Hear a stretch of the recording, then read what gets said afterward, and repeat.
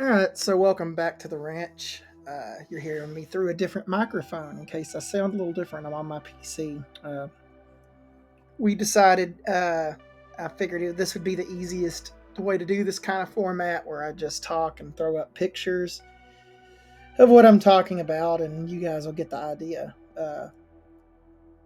This is just kind of a rant. This really isn't anything in particular. It's just something I noticed. It's a very common trope, if you will, within.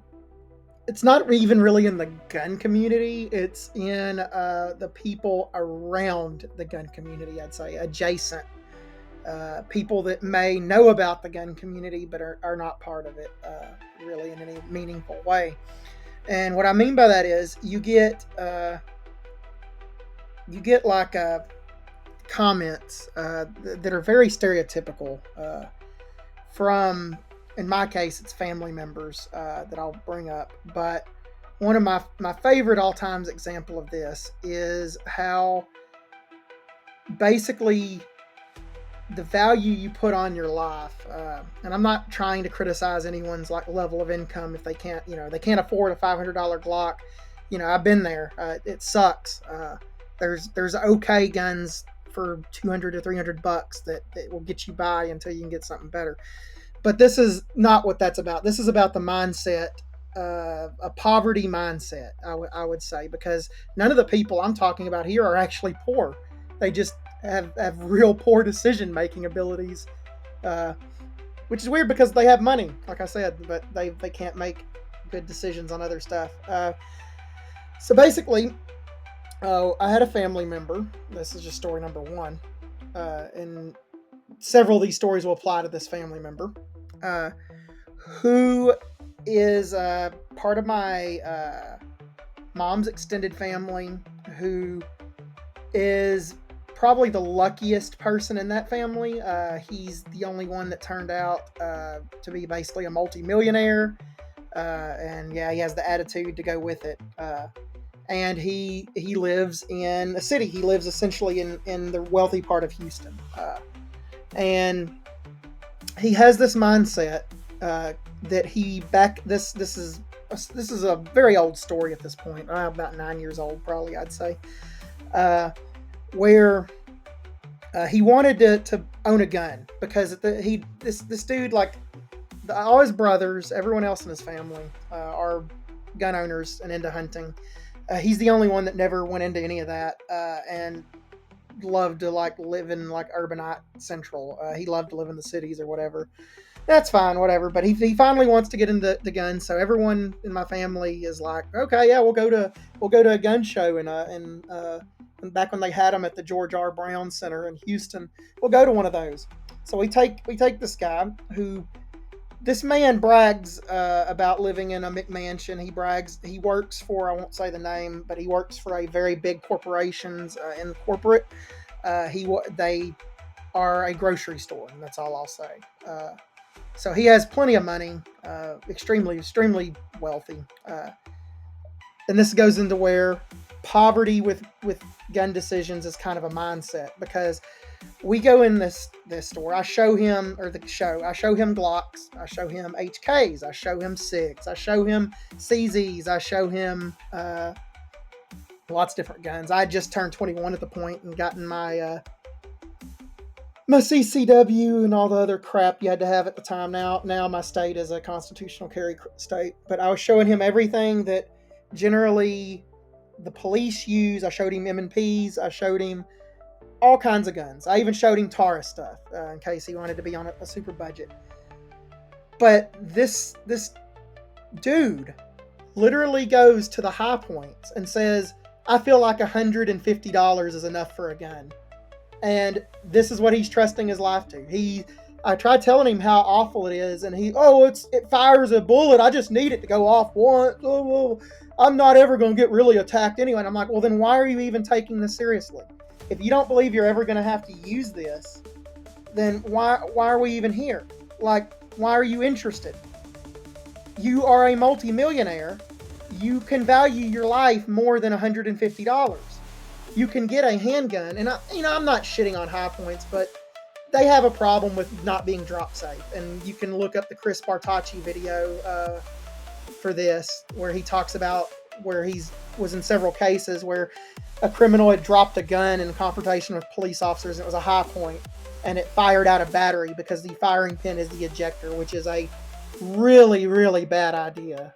Not a good. I mean, it saves a lot of money, of course, to manufacture, but from a safety standpoint, that is a horrible idea in a gun. But it blew my mind. I couldn't even get him. I showed him, okay, well, maybe he wants to be on a budget for some reason. So I showed him Tauruses that were next to him. And, they're not the greatest gun in the world, but they'll get you by. Whereas, really, a high point is something that you buy when you can't really afford anything to defend yourself ballistically, really. And that's the only option you have available. And I understand that. But this is not somebody that's in that class. This is somebody that's just not taking this seriously and just is trying to quiet that little nagging voice in their head. You should have something. You should have something just in case. So they're getting the bare minimum.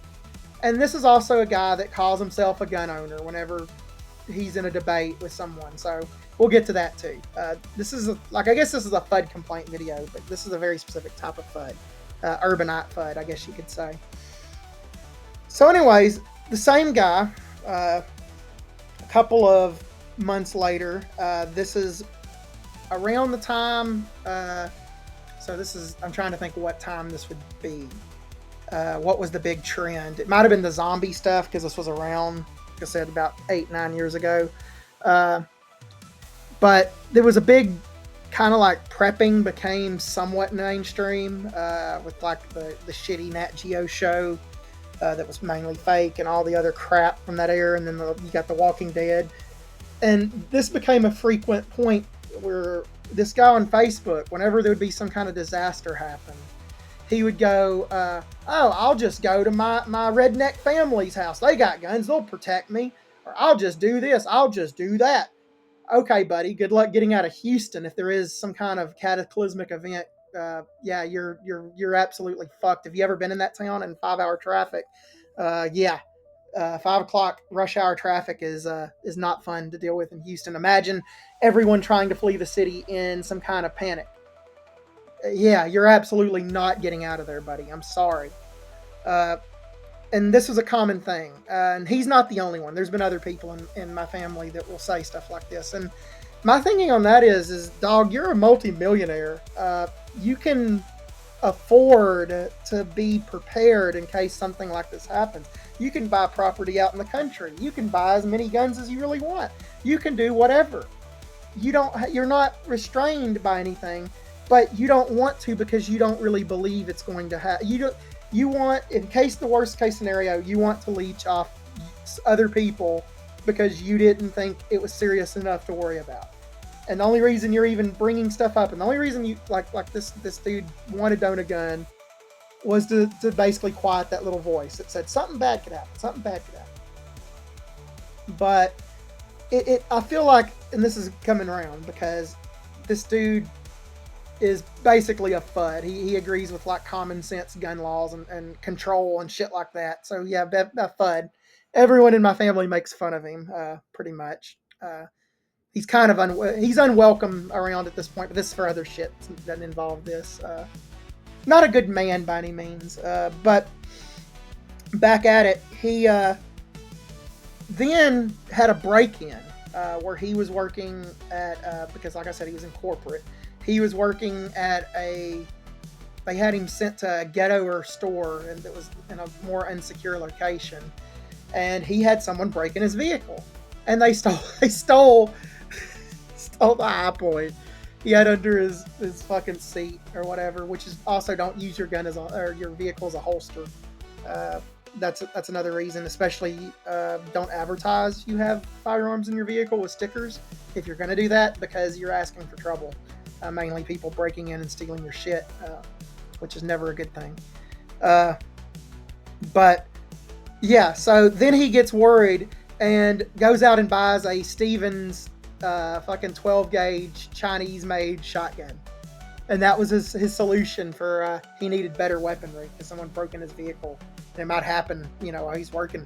So now we're on the the shotgun levels of which shotguns are fine, they're fine, but really, like, you like in this is coming into it. This guy comes out with his shotgun, and he can't even shoot it because all the it was a Christmas, and all the guys in my family are rednecks. Back when ammo was cheap, we would just sometimes blast stuff with guns. He wants to shoot it, and he can't even handle the recoil. He shoots it a couple of times and says like that he has a bad shoulder and this is just not going to work. So, like, damn, man, it's just these urbanites are not going to make it if something happens. And they want to depend on everyone else and their family to protect them. And like, no, sorry, no. You have opportunities to deal with stuff like this. Like, if you want to go back to the COVID stuff, this same gentleman wanted to come out here in case it got bad in Houston, and I told him straight up, no, I'm sorry, I don't have room. I don't have stuff to deal with that. But back to what I was saying, yeah, this type of urbanite FUD, I'm going to call them, where they're a gun owner only to say they're a gun owner. They are wealthy usually, but they own literal jokes for firearms because they don't take it seriously. They want to use their family or whoever they know that is competent with guns or owns guns. They want to use them in case there is an emergency because they don't want to actually have to spend anything or do anything themselves. They're lazy, essentially. And that's where this rant is. I'm going to call it the Urbanite FUD rant. But this dude's not the only one. I've seen this type of person a lot. Well, I'm a gun owner, but... And then they'll usually post their fucking single shot goose gun, 10 gauge they inherited from their great grandfather, or they'll post their $3,500 Beretta, trap shotgun that they shoot with other rich people, or they'll post, or they'll be like that, or they'll own the bare minimum crap that they never expect to actually use, just to say they can own a gun in a political argument. And that's where this thing is really coming down to. But just an experience with Urbanite FUDs. I'm going to make a little series. It reminds me of the old Mike D videos complaining about FUDs. He had a really good thing going, and I actually sent him a video, and he read, or not a video, but a message of my ordeal with a FUD when I worked at a gun shop, and he actually read it on his stream, which was very, very cool, and I appreciated that a lot back in the day, even though I didn't have a channel back then. But yeah, this is kind of going to be like a thing like he did, but a little bit different, because this one starts off with the Urbanite FUD with someone in my family. And if you have money and you really feel like you need a firearm, take it seriously and learn how to use it, and get something that's competent. Get something at least the cops use, because then at least there's a standard to it, somewhat. An M&P, a Glock, CZ-P10, even a SIG P320, as far as, and I hate saying that because I just cringed when I said that, but even something like that. Just get something that's had to pass some sort of a test. Even if you hate guns and don't think you'll ever need one, get something the police use. There we go. That's good advice. That way, you already have a base for cheap magazines, cheap ammo, cheap setups, cheap holsters, and you'll be good to go, even if you guns aren't your thing. And I guess that's my thing, is it bothered me so much to just see someone semi-serious about something, but at the same time so far from serious about something. And they think they have just... I know this is very autistic, maybe, from my point of view, but it just blew my mind to see someone with that much money just have that ill regard for a device that may be used to save their life. Like, it blew my mind. Like how'd this guy make it to this point? That's kind of what I was thinking. Like, damn, the 80s, 90s must have been way safer of a time period than like today is, especially for people back then. But yeah, like, I don't know. Urbanites and guns are a funny thing. I'll just come to your house if there's the zombie apocalypse. Yeah, okay, buddy. Good luck. Good luck making it out of the fucking city.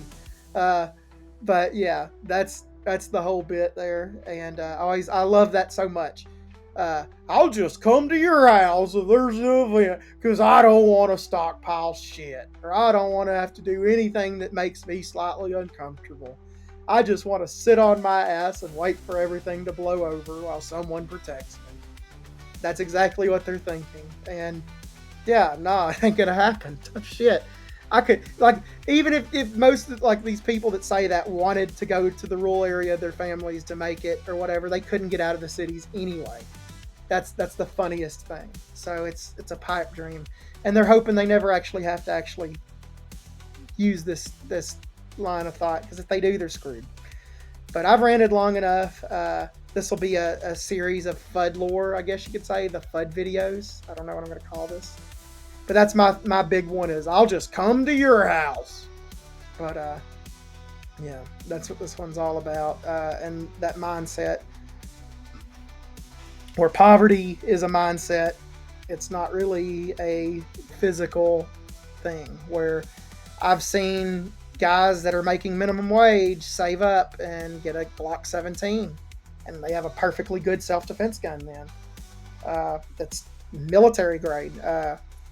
And then I've seen, like I said, multi-millionaires that want to buy a high point because they don't take anything seriously. But there you go. Talk to you guys later. And yeah, just welcome to my lore of the Fudd. That's what we'll call this, lore of the Fudd. And we'll see how it goes from there on. I'll see how this video does. And don't forget to look up the Patreon and subscribe, all that other crap. And yeah, see you guys later.